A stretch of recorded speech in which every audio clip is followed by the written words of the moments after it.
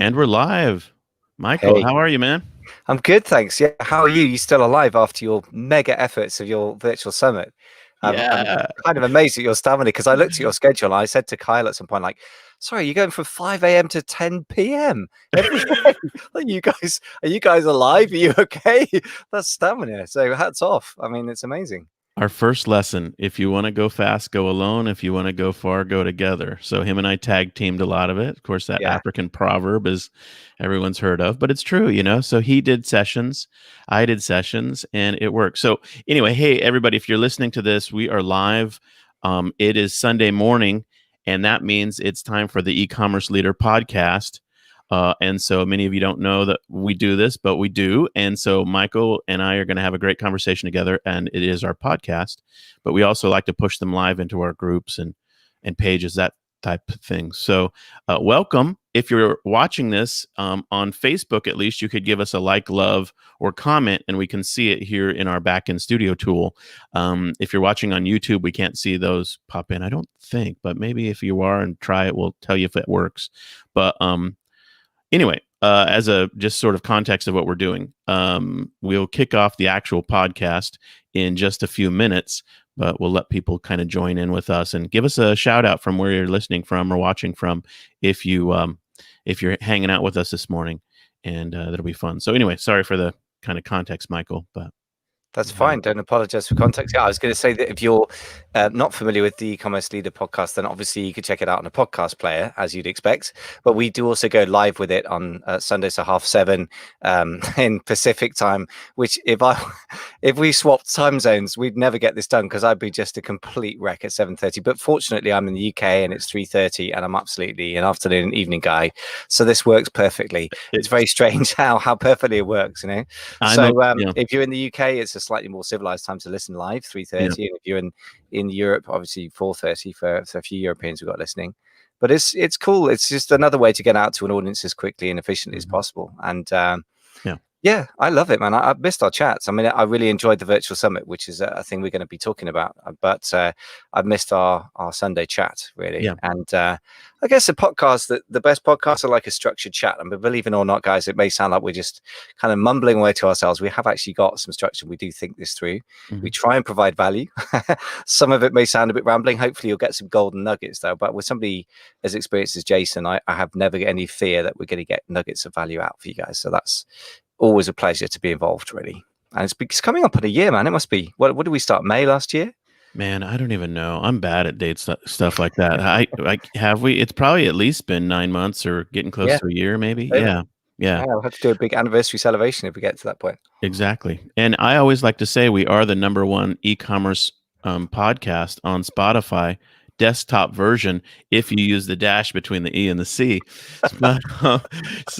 Which it's true. So Hey, we are the leader. Dominating a niche, and then there's like defining a niche so narrow you can't help but dominate it. I like your thinking. It's good. Yes. Well, thank you for those who are watching with us live. And we're pushing this into the e-commerce summit small group. And so the folks who are part of the summit that wrapped up on Thursday actually are going to hear this conversation and see it if they tune in as well. So that's fun. So, hey, e-commerce summit attendees, we're going to talk about the business model of the e-commerce summit today and reflections on it, how it works, that kind of thing. So we're honored to be able to do that. And we do have the YouTube videos, comments popping in, so we can see YouTube comments as well.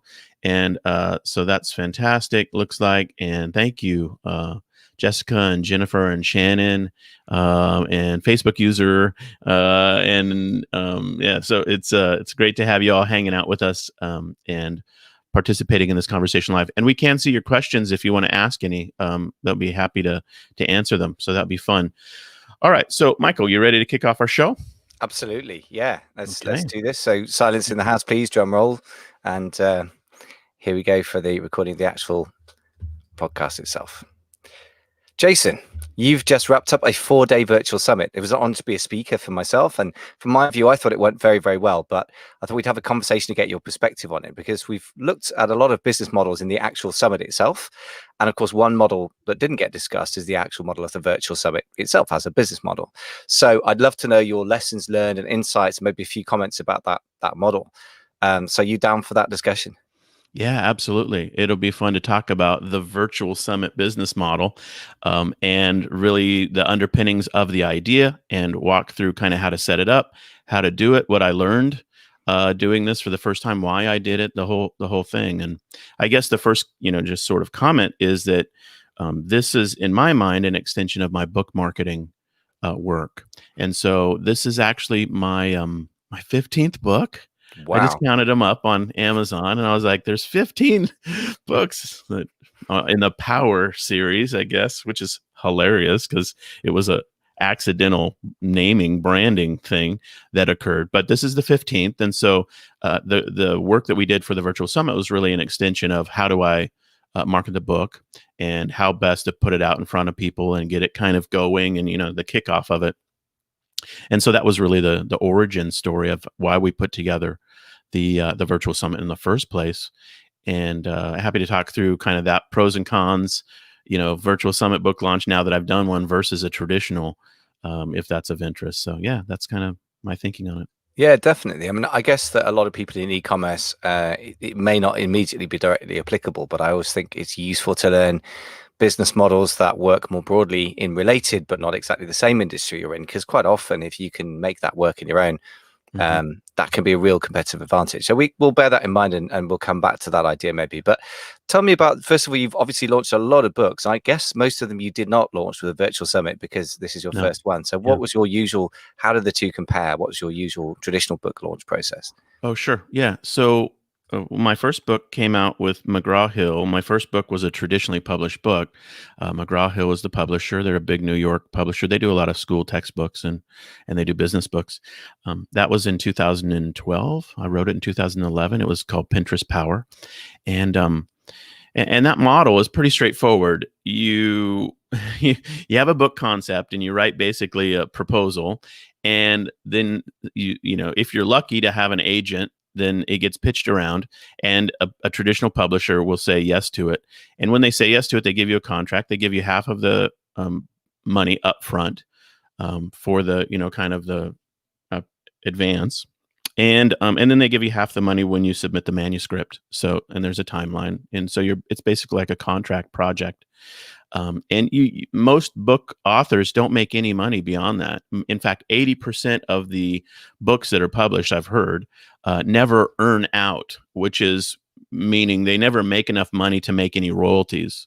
All the money they ever make is just the advance contract money, and the publisher takes a gamble basically that they're going to give you a right amount of money so that it actually does pay off well for them, and it can be unlimited upside potential. J.K. Rowling's will tell you that there's unlimited upside potential for books, but the reality is that many books, or most books, sell just a few copies, in the dozens, hundreds, or a few thousands, and that even thousands of copies is rarefied air for books, for many books. And so then you write the book, you get it done, you put it into the publisher's hands. They take 6 months to get it all sorted out and cleaned up and into bookstores and online on Amazon, et cetera, et cetera.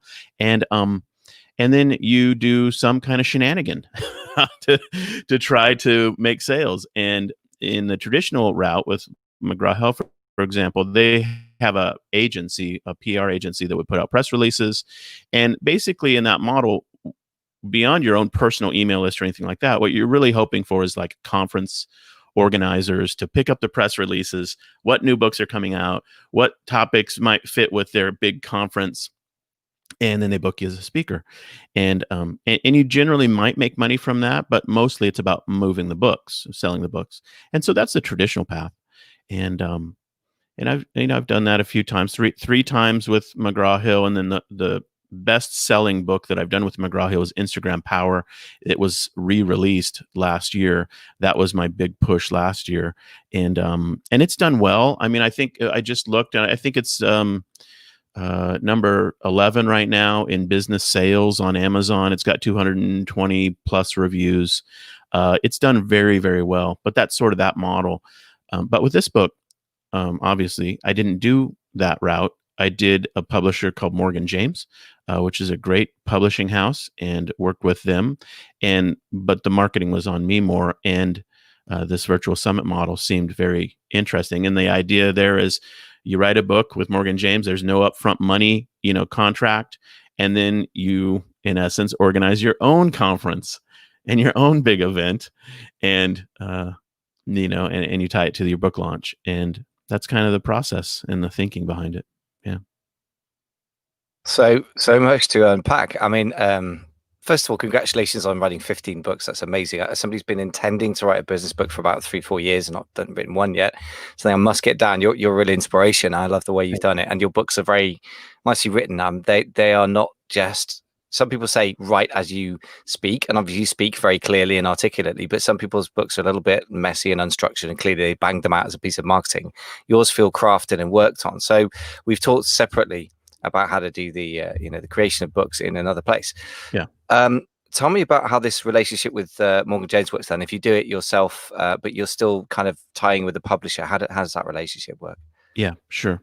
Well, there's traditional publishers, and then there's self-publishing, and now there's a hybrid middle ground. There in the olden days before the internet, there used to be something called vanity publishing, where you could just give somebody a pile of money and a manuscript, and they'd make you a bunch of beautiful books, and then you were the marketer, and that was called vanity publishing. And but that basically got vaporized as a concept when Amazon built KDP, and CreateSpace was a company they bought and then merged all together. So now it's just KDP Publishing for both the Audible version for audio, the Kindle version for Kindle, and the paperback version. And but this middle ground is really smart publishers who work flexibly with authors, and Morgan James is great. That a lot of big people in the industry use Morgan James. Russell Brunson's probably the most notable author, I would think, that they work with, and it's a nice model, and it basically allows the marketer, the author, to be the marketer in a much more flexible way, and it's just it comes down to little things. I mean, for example, my book Instagram Power on Amazon is not tied properly to my name on Amazon. Like, my name is Jason G. Miles on Amazon because there's like 9 Jason Mileses. Well, I don't have control over changing that. They didn't add it to the catalog that has the G in it, so it doesn't tie to my author profile correctly. And you know what sounds hilarious? Those little nitpicky things are not easy to work through when you're working with a multi-billion-dollar company or whatever. And just the little minutia of it becomes sort of like, welcome to dealing with Amazon. I mean, because you've got the luxury of selling by Shopify, you avoid that most of the time. And for most of us selling on Amazon, that's a daily occurrence. Well, so anything change with Amazon, it's very tricky. But the difference is I'm not the vendor working directly with Amazon. The big company in New York is the vendor. So you got 2 layers of bureaucracy. Working directly on Kindle publishing, Amazon works fantastically well. And when they don't, you hit their customer service and they sort it out for you. So that's the nuances, this multiple layers of interaction. So anyway, so that's traditional publishing. And obviously, here's the trade-off, though. The traditional publishing route, where you work with the publisher to get it on Amazon, they have PR, they have marketing. You can make your book a #1 bestseller in a category on Amazon at a minimum. I mean, anybody can do that. I mean, I could show anybody with a list of just a few hundred people or a following of a few hundred people how to make their book a #1 bestseller on Amazon in a subcategory. It's not hard to do. I mean, there's nothing to making that. It's such a low bar. But to have real sales velocity and go up some of the bigger charts, the bigger categories, it obviously is where it gets harder. But the process I just went through with this book, the e-commerce power book, and the summit. So here's the book, by the way. This book is not a bestseller on Amazon right now. I directed none of the traffic, attention, or strategies to Amazon. And so that's the trade-off.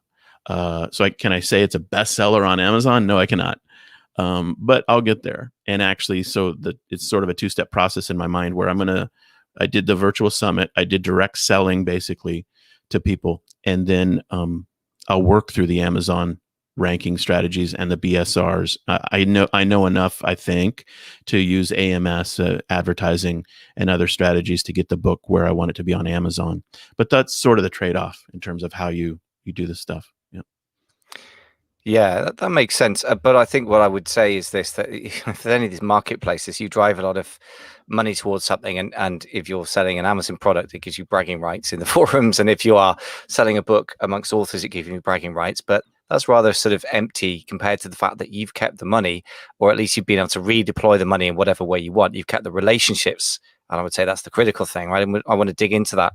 So I would say the payoff between the two, from my perspective, looking at it so far, seems like it's a great trade-off. I would take that trade, put it that way, especially ironically enough, having spent so long selling on Amazon and working with others to do that. I think owning the customer is becoming the sort of gaping gap that everyone who runs a significant size business on Amazon, whatever the nature of the product, really senses after a while.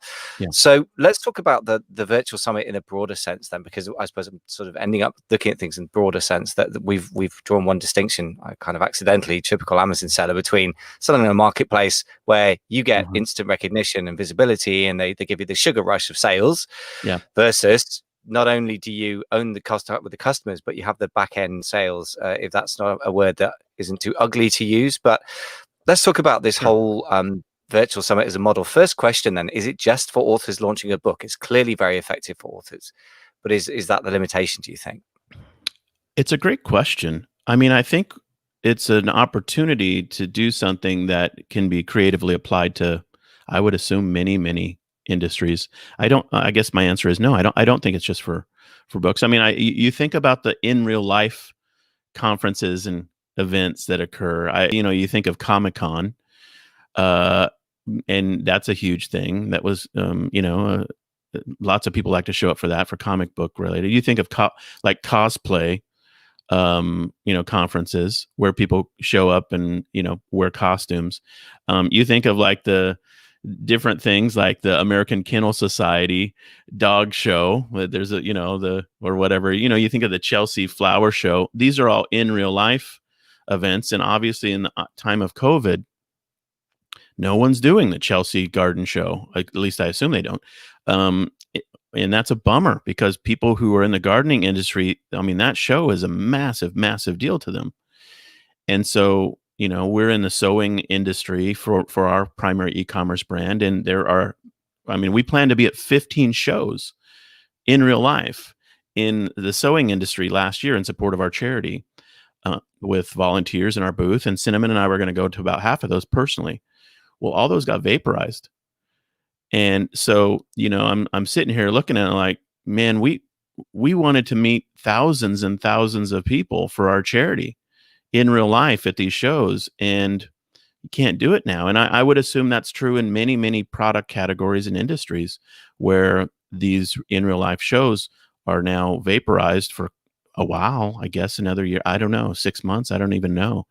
But this virtual summit model can absolutely, I think, fill the gap. And that's the lesson from it for me this last week this wasn't as cool as being in Phoenix in January, which I know your context wise is like, it's like going to the French Riviera or something like some warm place or some Mediterranean for you. But we like to go to the sunny places in the wintertime here in North America. And is it as cool as doing that and meet new people and getting the rush of, being with the crowd and stuff like that? No, it's not that cool.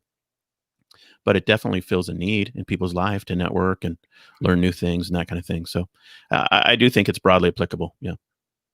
Yeah, a couple of reflections on that. And first of all, as a person coming in as a guest, there somehow was a lot of energy. It's surprising to me that the difference between a recorded course or whatever versus sort of live videos, there is a different vibe. There is something about human beings, even if they're not in the same physical place, which obviously, as you say, is much cooler, but there is no substitute for that. But at the same time, somehow does make a difference, which is odd in psychologically, but it does. So that's a really cool thing, that you get that energy to a degree. And I think people are hungry for that, any form of connection right now. They certainly are in London, where we're all locked down.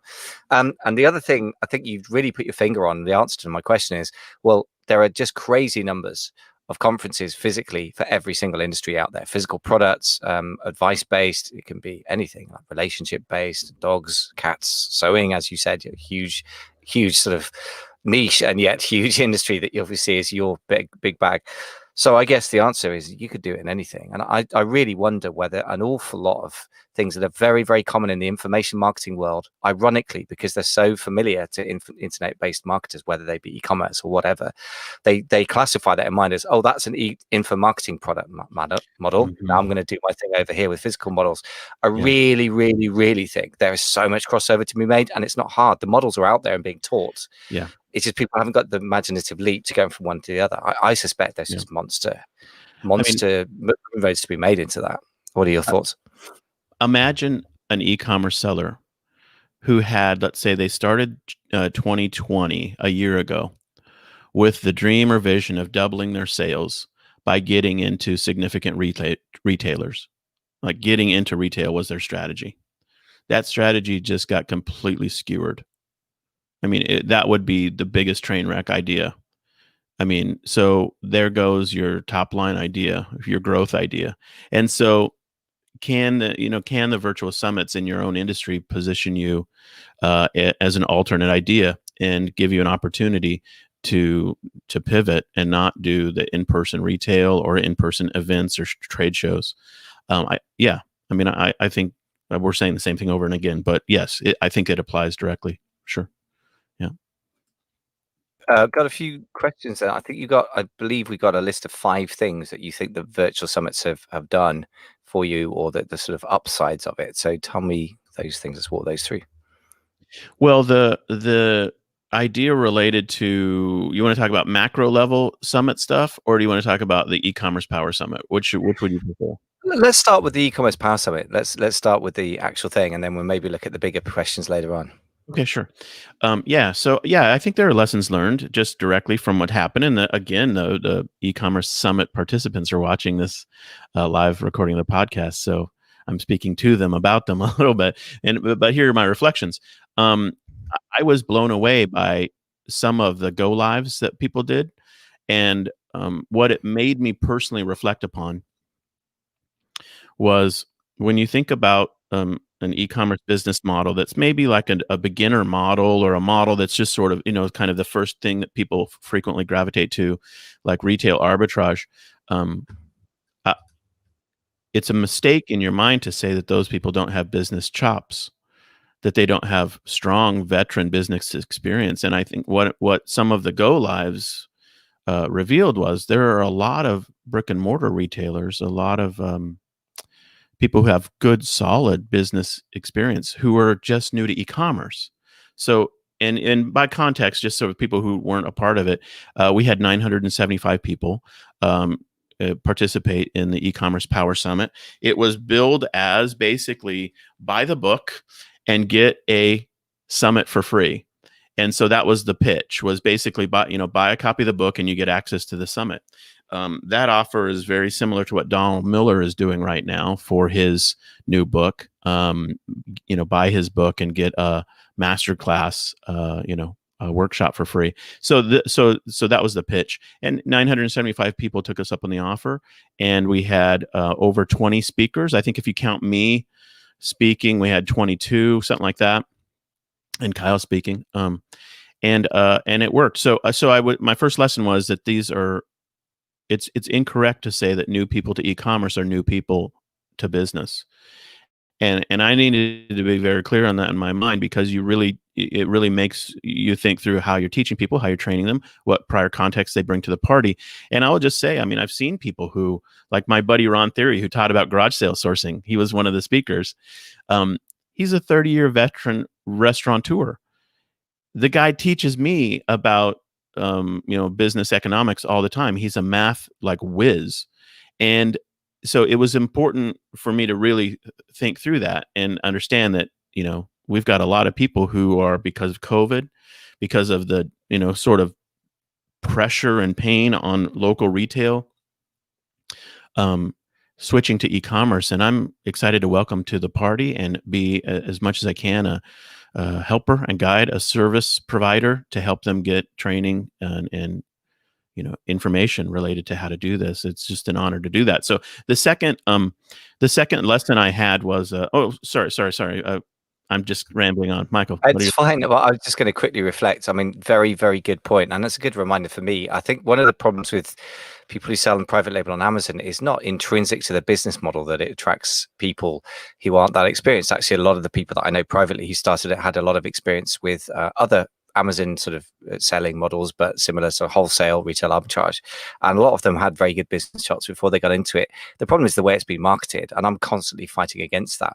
So I really like the vibe, and I try to honor that in the summit by saying, here's some reality checks. It's not for this. It's not if you're not ready yet. And a lot of the responses from the people I found were, yeah, I've done this, and they were kind of ready for the next thing. And I think you're absolutely right that it's really important to remember that. And I think also they're the people that are going to really win from adding a business model on to their existing knowledge. I think trying to go from nothing to private labeling on Amazon, for example, is a really huge leap. I don't advise anyone to do it, frankly, but what you say is so true. Really important point. I had breakfast with Ron. He's my local guy I meet with. I billed him and introduced him as like he's the closest thing I have to like a business mentor. But we're really just friends that talk about business all the time. And he's just older than me, and he's done business for 30 years. We had breakfast on Saturday morning, and there is a place in Seattle area that allows for outdoor dining, and we did breakfast with COVID and all that stuff. Rules applied, and but he brought up the summit, and he was talking all about it and how energetic it was to him to participate and energizing, and he mentioned your presentation. He said, I really, really like the private label conversation, and he mentioned your even-handedness with it, that you presented it in a way that was not shiny object syndrome, not, Sally made $1 million in like 42 days type thing. So he that really stood out to him. And so I think that was really cool.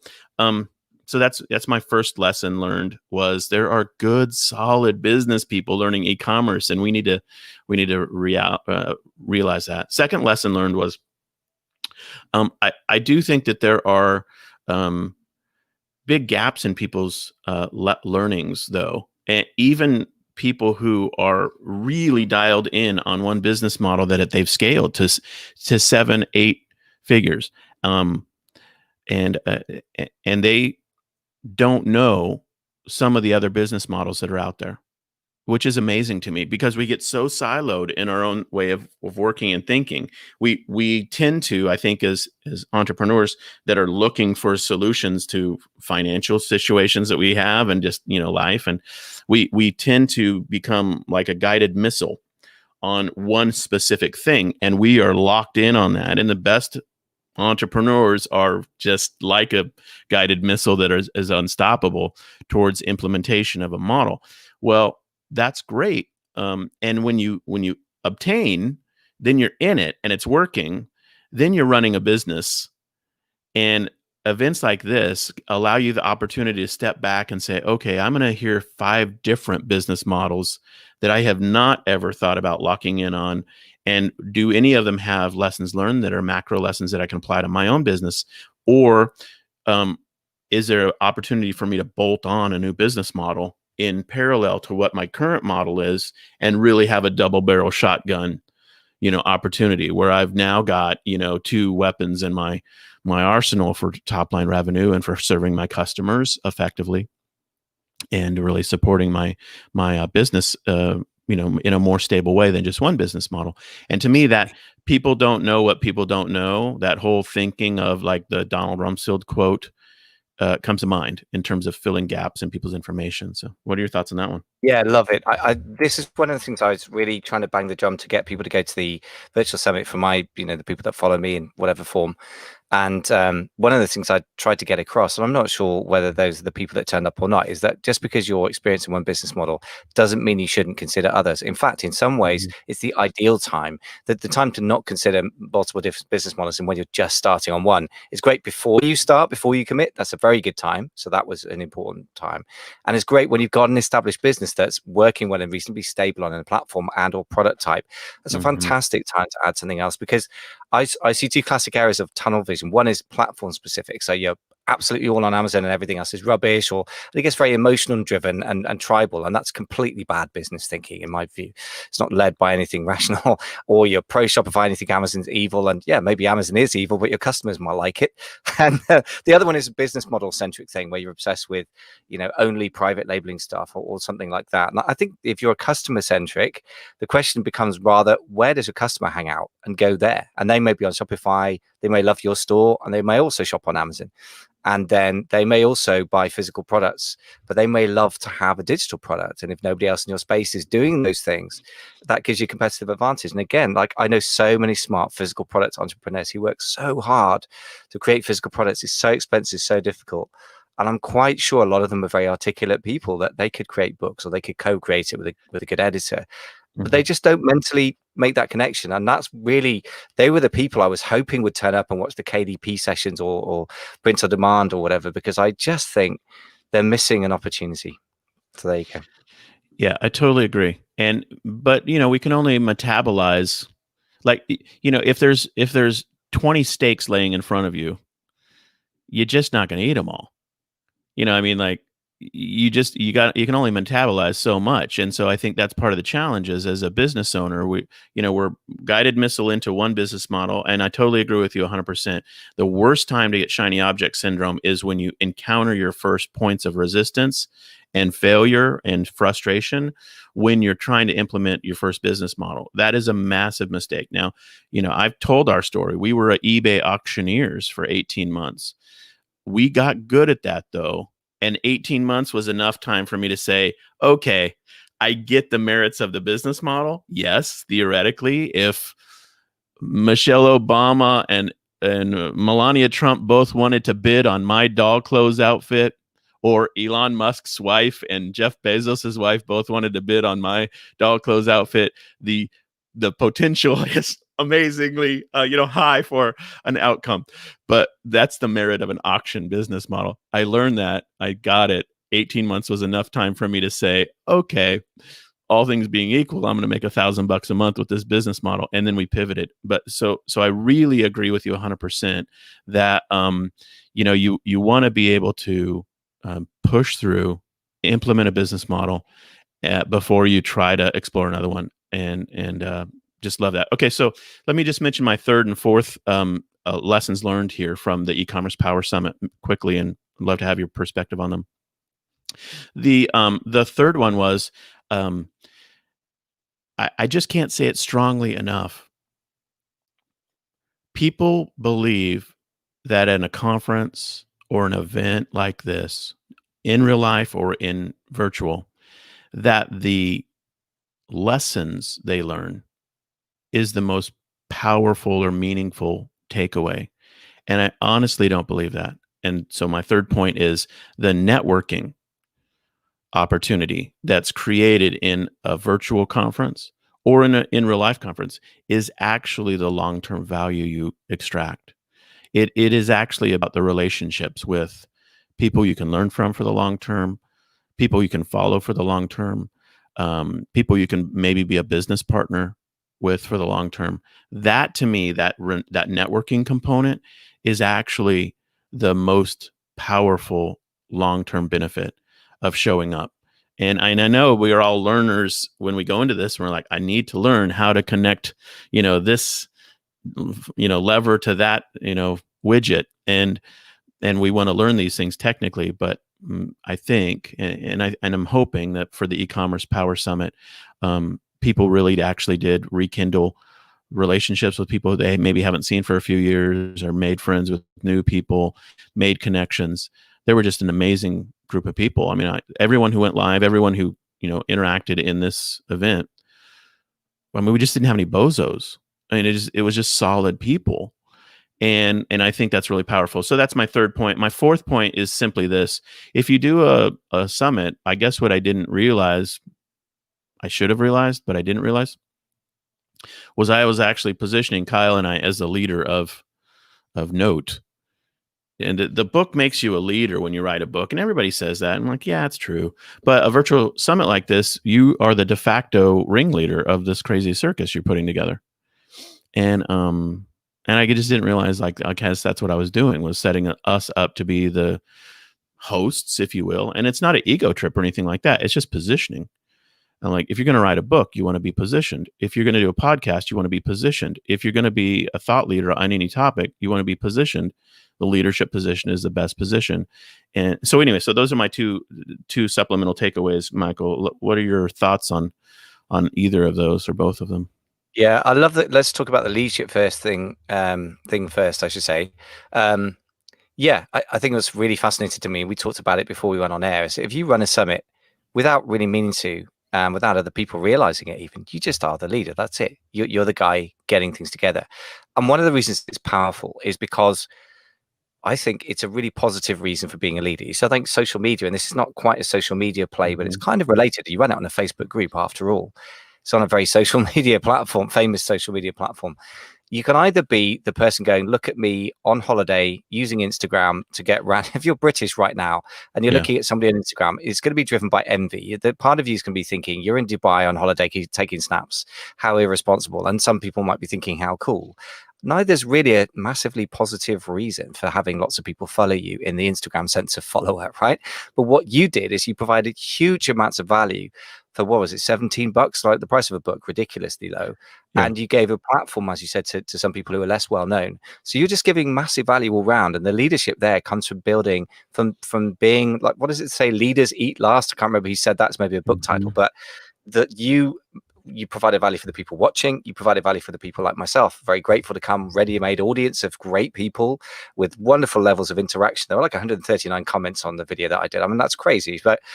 And then you guys happen to benefit from it as well. But it's very, it's leadership by serving. And I really think, for me, that's the way I would want to be. And I love the way that was led. I think it provides a much more strong connection to you as real leaders, rather than the person of the moment who's forgotten next week, you know? I hadn't thought of it that way, but yeah, I totally agree with you. Just posting quote cards on Instagram or whatever with your own quotes, which I do all the time. Yeah, me too. Well, my assistant does it because I hate Instagram, but yeah. Yeah. That's not a credible leadership position. And the virtual summit just allowed for that opportunity for us. And I'm really, really grateful. I mean, I just, like, once I saw that was clearly happening, and the first inkling of that was when I started asking speakers to speak, and then a lot of them are affiliates as well. So they helped us, draw the crowd. They were all in. I mean, they were like, yeah, let's do this. This sounds great. People were waiting for a chance to speak. Absolutely. People were waiting for a chance to do a big conference. And they're like, well, I'm doing it. And they were like, great. But anyone could have done that. I mean, it's just, I just did it because I wanted to do it in association with my book. And then I realized, okay, everybody's waiting to show up to a conference on one hand, on the consumer side, and everyone's waiting to show up to a conference on the speaker side, on the, expert side. So in a way, it's a two-sided market that you put together with this. And that was just fun. I mean, I loved it. It was a blast. Quick reflection on that and the e-commerce one as well. So one of the members of the mastermind, he's now moved on because he's moved on to 8 figures a year, and I'm not really able to service that yet. But he ran he started off with something as a marketing initiative, just as you did for this. It's okay, how do I launch my book in a cool way and in a way that's effective? And he started a Facebook group around, and I'm going to reveal too much about it, but it was a sort of theme that was related to the products they sold. And actually, it kind of took on a life of its own because there was a hunger out there. And I guess if you end up, for whatever reasons, it starts off with commercial or charitable intent, and obviously you know about both, interestingly, unusually. So for whatever the motivation behind it initially, as long as you have you're feeding a hunger on both sides, then actually you're going to be producing a lot of goodwill, and as a sort of side effect of that, I guess commercially it's going to work well, which is something we should probably talk about as well. But it's interesting how it works, isn't it? I guess, to put it simply, if you're servicing real needs in a deep way, you're building goodwill, and you're probably going to make money as well if you monetize it. I think it's kind of simple, but I really like it. I think it's a very positive way to make good money, because there's so much attempts to manipulate, and I think they're very short term and backfire. And also, do you really want to spend your life manipulating people? It doesn't seem very positive to me somehow. Totally agree. Yeah. So talking of we've sort of plunged into, I sort of plunged us ahead out of the micro to the macro into the virtual summit as a overall business model. What are your reflections on it as a business model as a whole, sort of broader than just the book launch or just the virtual summit you've just run? Sure. Well, I've heard about virtual summits for the last 3-4 years. They are, a trendy model, and there are different gurus who do virtual summit, trainings and, buy their $2,000 course and learn how to do a virtual summit. I've never done one of them. Maybe I would have had a much better outcome if I would have taken the guru's $2,000 course or whatever about it. I don't know. But I do think they're a thing that is becoming more and more perfectible, or able to be refined and implementable in an easy way. I guess those are weird words to say, but so I guess I have 3 or 4 ideas on it. The first one is just as a practical matter. I just felt like it was an obvious and easy thing to do the e-commerce power summit with just a showcase of business models. And what's funny about it is, if you read the book, and hopefully it doesn't feel like a bait and switch, it hopefully feels logical, is this book, basically the subtitle is Start a Business on Amazon, Scale It on Shopify, Profit from the Best Business Opportunity Online. The whole book is about brand building and launching, your own Shopify site, and pricing, and all of the business disciplines that go into building a actual brand, like a branded product, a real brand. The book only references the Amazon business models, like literally in a list, like, here's 17 business models that you can launch on Amazon. I don't explain any of them. I don't even think I define them, and so my thinking was, the summit then therefore should be a showcase of Amazon business models that are preparatory to this book, and then it making sense for people to read. And so that's kind of what my approach was, can I go find somebody to talk about private label? Oh, I'm a co-host on a podcast with an expert on private label. Can I have somebody talk about doing custom products in China and selling them at scale? Oh, my business partner Kyle does that, with Lita and Old Boy brands. And it was just very simple to find. We just have done this long enough to know a lot of people who do a lot of teaching on specific Amazon related business models, merch and KDP, and on and on and on. And so that was super fun. And that was sort of the thinking of it, was really a showcase of models. And that doesn't have to be how virtual summits go, but it seems as if many times they are like a virtual summit about social media, or about, sort of a macro trend, and you just have micro topics underneath that. And that seemed to work great. And it was a good lesson. I think the other thing that's technically true, that's like from just the technology, is it wasn't that hard to put together. Like the mechanics of this, we're publishing right now through StreamYard. All the sessions were StreamYard, back in studio. It's better than Zoom. And you push it right into your private Facebook group, and kaboom, kabam. Like the whole thing's plumbed together technically, like on the technology side. It's not difficult. I even lost power for half of the whole thing, and we were still able to pull it off, technically. The only time we had a few glitches when people didn't have good internet.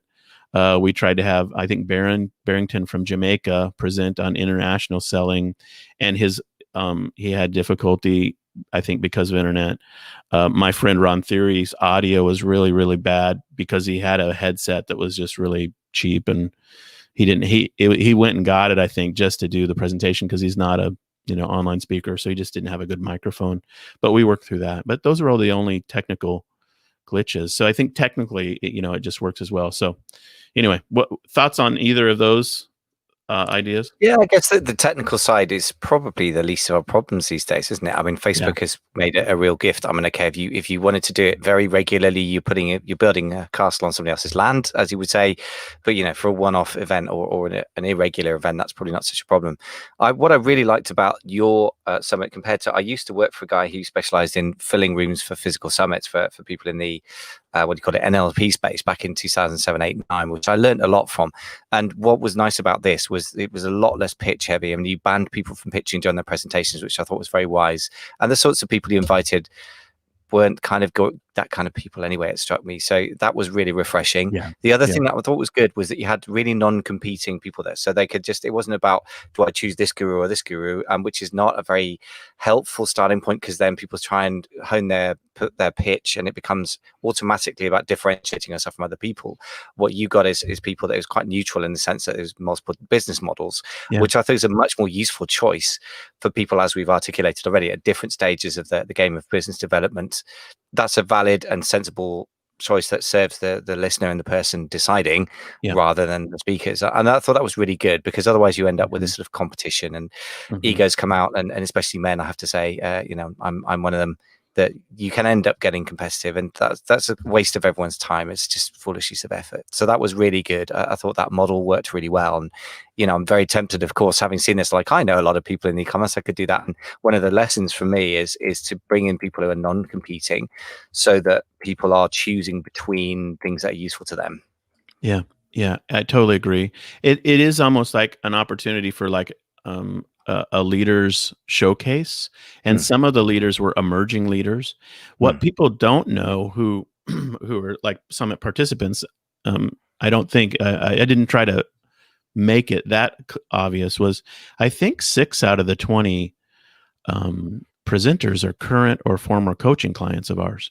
Cool. So and some of them, some of these presenters, like Haley, for example, or Zach Martin, they don't teach. They're not gurus, and they're not trying to be information marketers. They're practitioners. I mean, they just come to the party with, here's what I do, here's how I do it, and I ask them to share.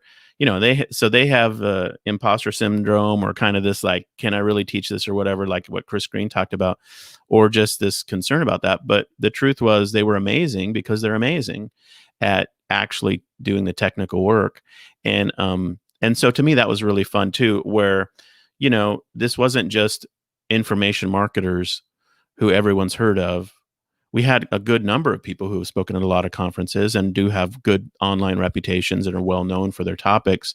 But I think we had a fun collection of other presenters talking in ways that no one had heard of them, no one knew what they did, and they presented something very unique that was fun for people to learn about. So it was kind of fun to have like an emerging leader showcase. You're a big musician and an orchestra conductor. I don't know if there's any parallel there to putting on like a showcase or something, where you got little, and I don't mean to be pejorative, I didn't mean to say little, but you've got somebody who no one knows about, but they're amazing. And then they come on stage and they're like, look at this. And everyone's like, what? That was amazing. Who are you? And I've never heard you before, because you're teaching us all something so terrific. So that was a fun part of this to me. Absolutely. Now, I mean, that's again, serving others at the same time. So being the market maker, I suppose you could call it. So on the one hand, this is incredible talent nobody's ever heard of. On the other hand, there's an audience hungry for new talent and new ideas. Yeah. And that's a wonderful thing to be part of. And I guess the other thing is, if you get known for having a good nose for talent, for people who are really good at what they do, but aren't very good at promoting themselves, then people will start turning up to your events, because they go, well, it's run by Jason. I never heard of this guy, but Jason has good taste. Last time I checked out somebody I'd never heard of, Jason delivered because he found somebody really wonderful. So that's another thing that can build over time, is you get a reputation as a promoter, effectively, for showcasing new talent that nobody's heard of, but they trust the promoter, even though the talent's unknown. Yeah, absolutely right.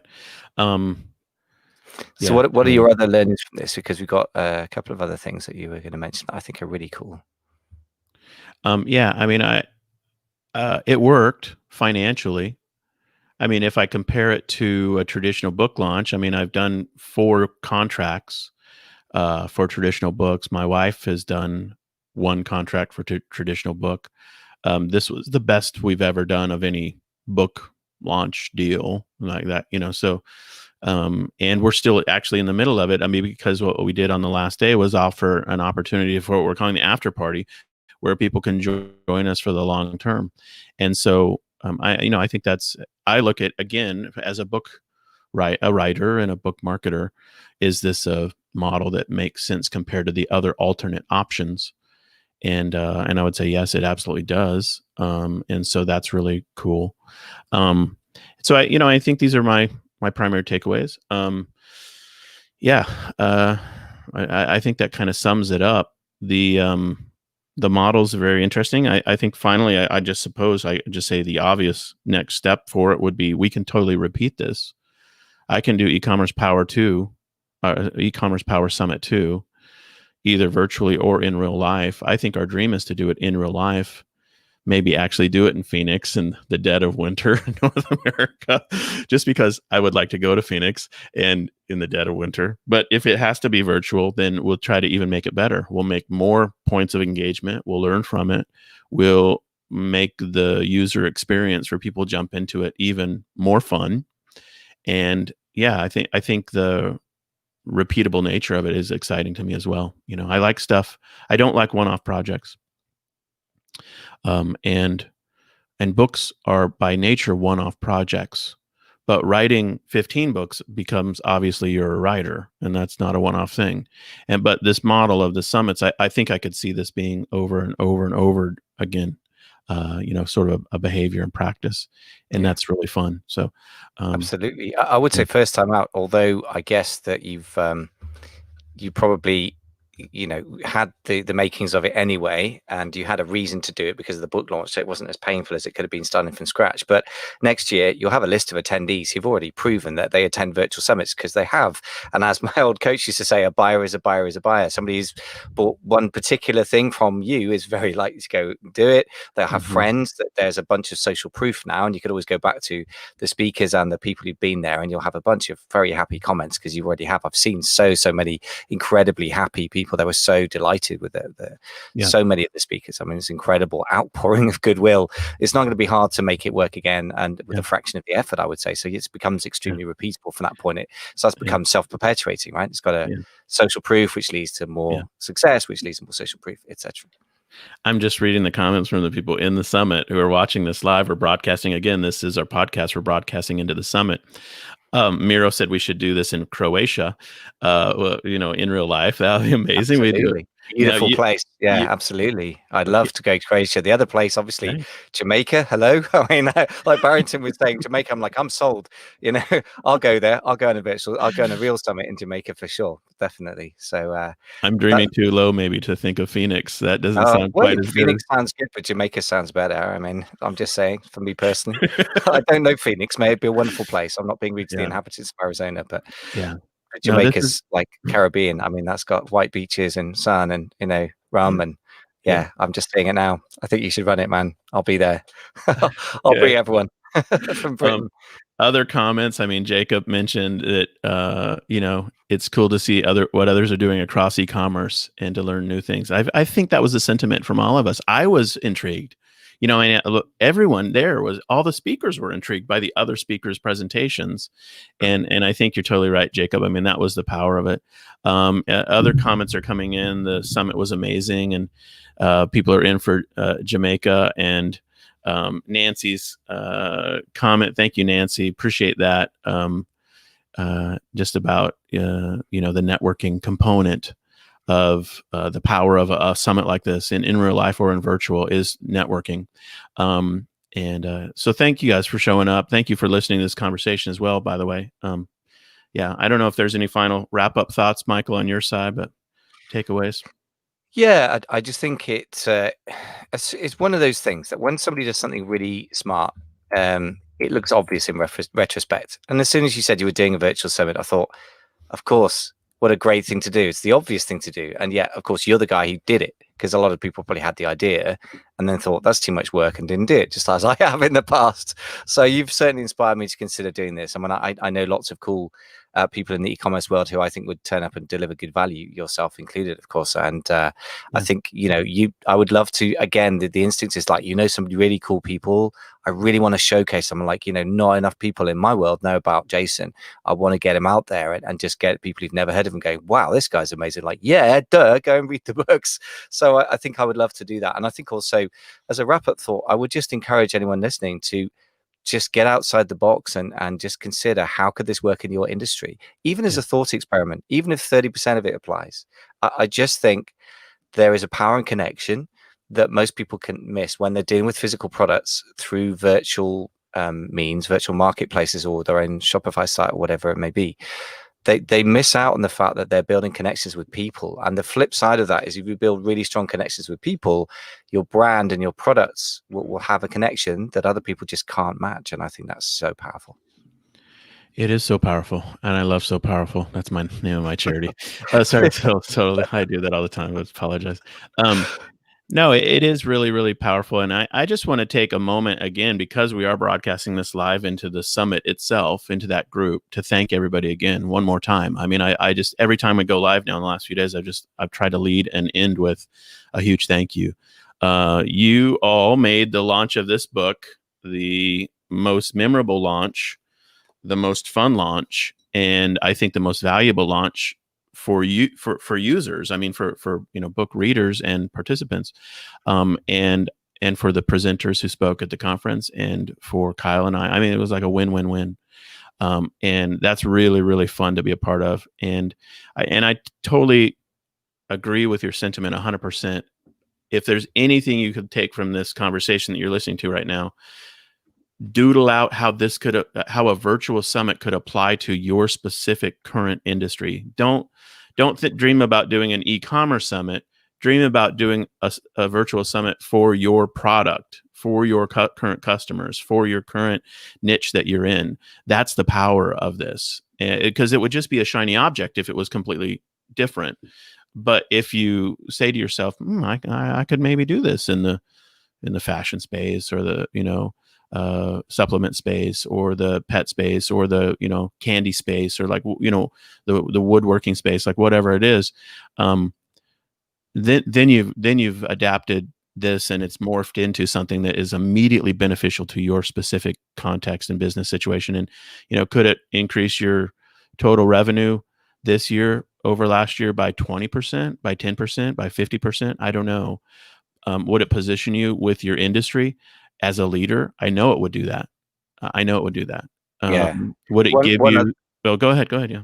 Sorry, I'm so sorry. Stepping on your toes. No, One other thought that I don't think we should miss is that the mentality of people in running their own e-commerce space, if they are product makers or brand creators, can be very, very them and us against people in their industry. Now, if they're your immediate competition, I wouldn't invite them to the party for sure. That wouldn't be smart.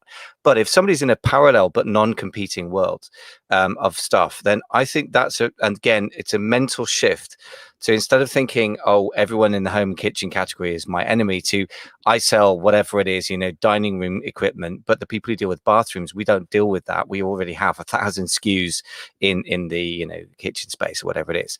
Invite those guys to the party, and that mentality is not common amongst e-commerce Amazon sellers. It's all about war. And I think if you can be more collegial minded, I think that's also the thing that you've done, is invite a bunch of people in who aren't in direct competition with each other. And therefore you've given you've brought 22 people's audiences in and given 22 models to the people listening. And I think that's a mentality shift that the Amazon sellers I know would do well to try and make. Really.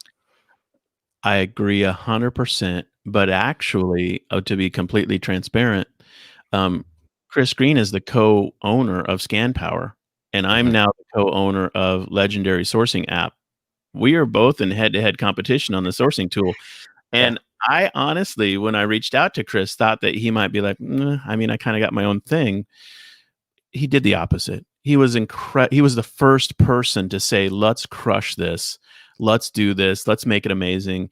And so I think what you just expressed was just this sentiment that you're way better to collaborate with people in your industry than you are to think about it as war. it's not a good mental model to think about it as war. Even though I love the, positioning by Al Ries and Jack Trout and their marketing warfare books, as a practical matter, in relationship with real people who are owners of other businesses, you're way smarter to be friends and to collaborate and work together and be co-creators of something that's bigger. Because at the end of the day, what you realize is, of course, what you're trying to do really is grow your niche. You're trying to do it. They're trying to do it. You have common ground. You're trying to bring people into your industry, if you will, and doing that together is smarter than doing it individually. And I think, and I'm really honored to be able to work with Chris, because first of all, he's like the godfather of arbitrage. He like literally wrote the book on it. He made the phrase applied. I don't know if anybody could argue with that. He made it applied to e-commerce selling on Amazon, and he's an amazing presenter, and his keynotes were just fantastic. And he even went above and beyond. He did an extra hour bonus during the lunch break for people, just to give. And I think everybody had huge props for him for that. I certainly did. And I think you're onto something there, where in your industries, as in working with other people, you want to think through how to do that. Jacob said collaboration is greater than war. It absolutely Absolutely. I mean, Chris, I've had it on the podcast a couple of times. He's a very generous guy, and I think you've got to pick your people, obviously, and good people tend to run together. I mean, you've got to pick your people, of course, but that ties in with my business coach, Dan Bradbury. You might as well give him the props for that. And he said, align with the competition. So in other words, you're either going to fight each other, or you can go in bed with each other, and you got to be mindful about how that works and be realistic about it. But generally speaking, it means you stop wasting a lot of energy, and you actually, as you said, there's two ways to get a bigger business. One is to get a bigger share of a small market, which is to say you're going to have to take the share off somebody else, and the other one is to grow the market so that everyone benefits. And I guess that's what you're saying, and that that's by far the more courageous and generous kind of minded thing. So I would encourage everyone in the Amazon space to think about that, because there is a warlike mentality there, partly because it's engineered by Amazon, but I think there are ways of getting outside that, particularly an unusual sort of reason for building your own business, but it is one, so that you change your mentality a bit. But yeah, I think that generosity of spirit is the key, isn't it? I think that's what you have in bucket loads, and that's why it's worked. I hope so. Yeah, I think so. Okay, this has just been an amazing conversation, man. I didn't realize that we would go into this kind of meta topic of kind of collaboration and stuff like that. So this is always fun, and the podcasts are always fun. If this is the first time you're listening to one of our e-commerce leader podcast conversations, then the good news is we've got an entire internet account crammed with these on both Apple Podcasts, Stitcher, Spotify is the tool I always use and listen to them on. So you go to your player of choice, and you can find the e-commerce leader podcast. And we've done deep dives into, I don't know even how many topics, but we had categories when we started, and we've tried to be faithful to the big picture categories that we speak into, and break down specific business models and ideas and thinking related to these big industry categories for e-commerce sellers. And it's really fun. And it's not an interview type show where we're constantly bringing in somebody telling their story. We're just really breaking down in-depth conversation on business models and e-commerce seller thinking. And so the ecommerceleader.com is also the homepage for that. We've got a few goodies there, but we've also got all the shows linked there as well. So we'd love to have you check out the e-commerce leader on the player of choice that you use. If there's a way to rate, review, star, give feedback, then we would of course love you to do that as well. And I'll also just give one last shameless pitch on Amazon for those of you who are watching this or listening in the future. If you got a copy of E-commerce Power, then I would love your highest and best review on Amazon. That helps me figure out how to market it on Amazon going forward. So with all that said, Michael, thank you again. Really appreciate the opportunity to do these sessions. They're always enjoyable, and it's an honor. Likewise, man. Okay, we're out, but we're still broadcasting live to the group. So I just want to say thank you, everyone, for listening to the show. And now that we've wrapped, we can literally wrap up the conversation. But thank you for hanging out here with us, and thank you for the comments and ideas that you shared as we did the podcast as well. Yeah, some really good reactions. I love the idea of Croatia. Definitely, it's such a beautiful place. My wife and I went to. I think it was Zagreb. I'm trying to remember where it was. It's an incredible country, and it's a beautiful Mediterranean place. Good international flights and connections.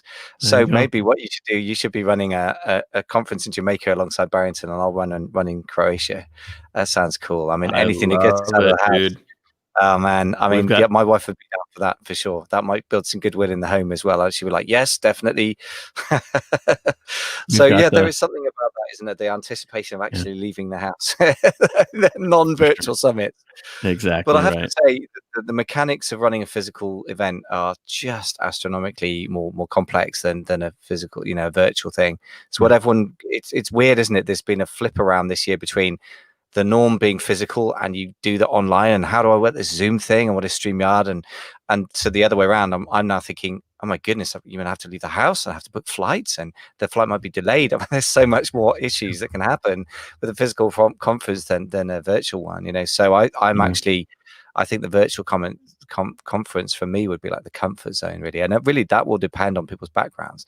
A whole other thing we haven't talked about, and if you run a physical summit, or if I run one where we both can compare notes, the people with the brick and mortar experience again may be head and shoulders above the rest of us there, because they used to deal with physical logistics, and it's a whole fun thing, man. Great conversation. If we end up doing the e-commerce power summit in Croatia for the Europeans and do it in Jamaica for the North Americans, man, that would be a hoot. So awesome. Also, Jamaica, I mean, you're going to get so many people coming. I used to I used to know an NLP sort of life coach type guy. He trained life coaching and how to market themselves, basically. And he used to do sessions in Tampa, Florida. And I think the main reason is because the hotels are cheaper than New York or LA or the traditional, I don't know where the traditional conference centers are. Certainly London's traditionally one of the places, and it's really expensive, and it rains half the time, and people go to Tampa, Florida, and they do their sessions during the day, but really they were there for the surfing and the sun, and there's nothing wrong with that. I think having that, as you were saying, that networking is such a very important part, particularly physical summits. I think having a really desirable, wonderful place with a great atmosphere then leads to that connection. So I reckon there's a good excuse for going somewhere gorgeous and sunny. Maybe, man. Maybe. Well, that Phoenix future would be lovely though. Tell me about Phoenix. Tell me about Phoenix. Is it good? Sell me on the place. I mean, is it warm and sunny and wonderful? Or oh, you've never been? Yeah, I've never been.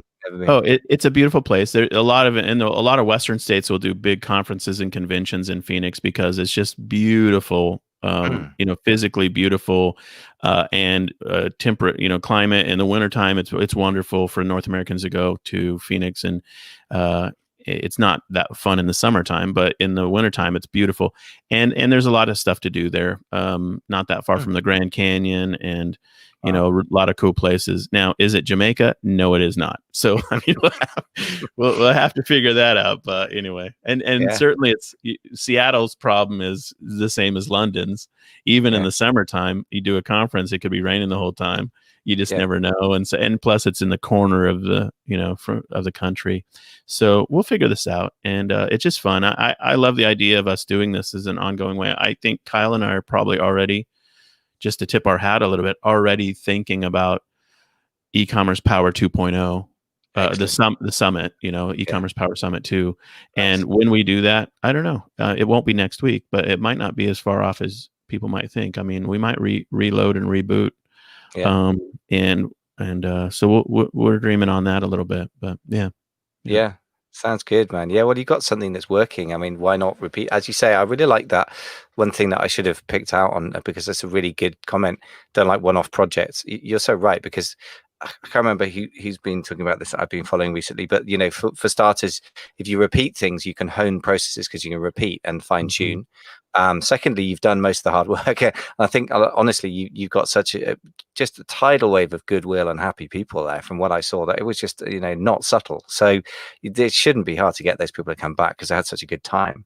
I really think you're on a winner there for sure. Yeah. Well, man, I love doing the sessions with you, and thank you again for presenting in the summit. It My was a pleasure. It was fun. fantastic session that you did on private label. If you're watching this right now in the summit and you have not gone and watched Michael's presentation on private label, go check it out. It was a fantastic talk, and a lot of people loved it. And as I mentioned, my buddy mentioned it yesterday morning when we had breakfast. Yeah, I And wanted to so, hear that. yeah, I mean, I take that I know. seriously, so I'm glad. Yeah, I guess what I was trying to do is just kind of almost put people off who shouldn't be doing it, because though he should be doing it, it could be a massive win. I mean, and I almost was afraid at the end of it. I thought when I was writing the deck for it, I thought I better put something positive in here, because actually the reality is that several of yeah, the people on my mastermind have tripled their business this year, and they're already doing quite well. I mean, from 1 million to 3 million and good profit levels. So it's not. It's just a monster win for those for whom it works. But I just wanted to put some reality out there, and I think that's all part of the sort of vibe you created. It's like it's real yeah, people doing real things, not a pitch fest for people who are too gullible. And that's the most depressing thing about our industry, right? I just yeah, hate that. I can't live with that very well. And I was so glad to come into a place where it was sort of real business models for real people, which is just great. So yeah. really great conference, really positive. Love it, man. Love it. All right. Well, let's call this a successful podcast in the can, as they say. And then, as a technical note, just so people know, in case you ever wondered, we basically take the audio file out of this. We have VAs that do the back end processing for getting it all cleaned up, ready, published on our platforms, on all the Stitcher and Spotify and all those. And this one will come out. When do you think, guesstimation wise, when it would actually be on the podcast I channels? guess it's up to us how much we want to sort of get the guys, jumping through the hoops last second. We both have a bad habit of doing that. I guess theoretically, we've got the next space we've got is sort of early February. Yeah. Depends how. I guess it would feel natural to me to have it coming out pretty soon, so that it comes on the back of the e-commerce business models overview that we did before the summit. Mm-hmm. This is like the wrap up to the summit. I reckon we should get it out fairly soon. So that would probably be, I guess, 19th, 21st, if we can persuade the guys, or 21st, 26th of January, something like that. Yeah. Yeah. There you go. Should be, Yeah. Well, all right, man. Good times, good times. Have a wonderful evening there in London. I'm going to watch some football today and have a good time. I think Kyle and I are going to do another go live into our e-commerce power summit group. For those of you who are watching in the group, I realize this is also broadcasting on our pages and YouTube channels. So, but for those who are watching in the group, we are going to do another go live a little bit later today. Talk a little bit about the mastermind group process and details. So that'll be fun too. So, all right, man. Good times. I'm going to end it here. See you. Cheers, man.